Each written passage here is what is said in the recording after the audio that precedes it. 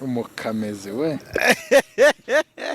nza n'umuntu ngari bufate highlight z'igitaramo yego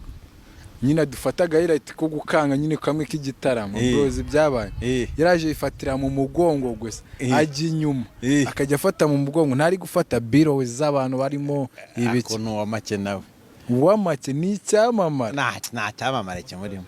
uwo mustajeri waje mu kazi uwo musteri yasinze ariko nanywa n'inzoga nizere yabaye iki yarambwiye ati niyo nkunga nkuteye kamera ziraba ziri gutya iy'imbere y'inyuma amafoto bro ibaze ko igitaramo cyane nta highlight gifite ntayo njye yarazimaye footage ubona yifatiye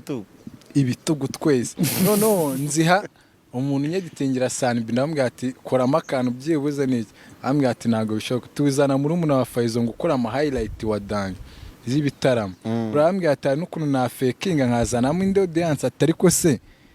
ikibazo ntimugaragara mu maso yakomeje afatira inyuma bro nabyo bibi ikibazo ubwo twari bukora iki na highlight y'igitaramo mfite ku buryo bari n'abakena propose nyuma akambwira ati ntari bitwereke highlight ko twe ntago twitabiriye turebe uko icyambere cyagenze ntihabwa se ndabereka mu mugongo urimo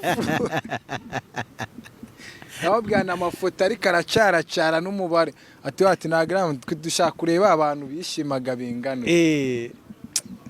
umukameze we